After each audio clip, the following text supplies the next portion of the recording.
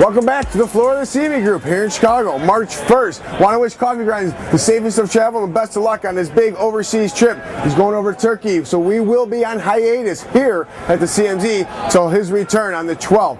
A lot of moving parts, so folks, I want to dive right into the CMZ zone, so let's get into it. So here we are yesterday. We are seeing Ben Bernanke release this text, and there's a lot of people talking about what actually did he say, what he didn't say. There's a lot of different interpretations out there of the market sentiment of what he is saying about QE3 low rates, but nonetheless he did not put in there the fact that his finger was directly on the trigger finger. Therefore, we saw the markets react. However, folks, and I got on CNBC Squawk Box this morning and talked about this, I did some recon in the pits behind us. We heard about a 10-year trade. As you know right now, the roll, it's going from the March to the June, so that open interest is being rolled over. For you folks who aren't familiar with the treasuries, they have to roll those contracts into those positions. Therefore, $1.5 million different contracts as get rolled and spread. So therefore, those spread trades are very, very active, and you're seeing huge volume in the pit as well as on the screen. But the 35,000 lot that was intended to be a spread trade ended up being a futures trade. Therefore, if you look at the chart, or if you're trading it live like I was, you saw that absolute leap off of the bridge. It was plummeting like a stone, but it was a bungee cord attached. If you saw it went down, popped right back up. Therefore, it relates to the fact that it wasn't truly a fat finger, it was more of a misclick, folks. So we saw that. Now, however, the world we live in right now is so high frequency trading and algorithmic related.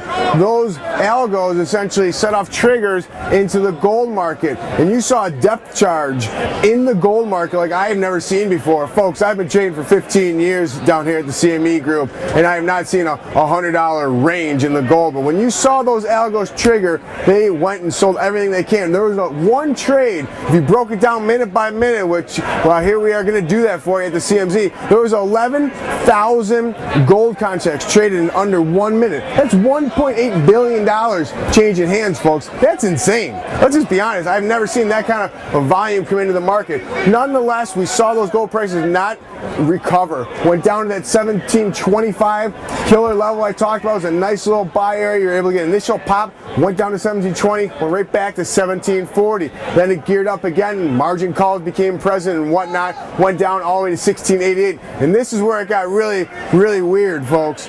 We saw a halt in the market, and I'm watching this on the machine, on the screens, and all of a sudden you saw an absolute 500 lot offered at 88 and a 500 lot bid, and the market just sat there like this. Well, it was a 10-second halt. They put on copper, silver, as well as gold. I think the bandwidth was just not there to support the volume coming in. So nonetheless, it was kind of a scary moment, and there were some monitors tossed around up in the war room, no doubt about it, in probably every war room around the country.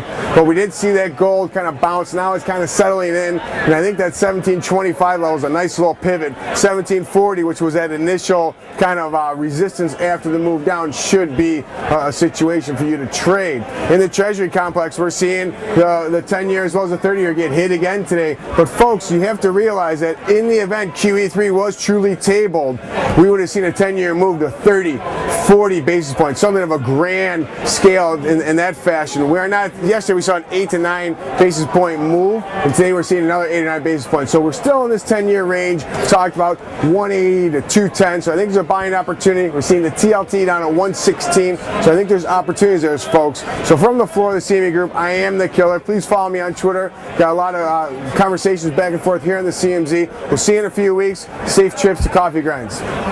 Oh, one more thing, Coffee. Be the hammer, not the nail.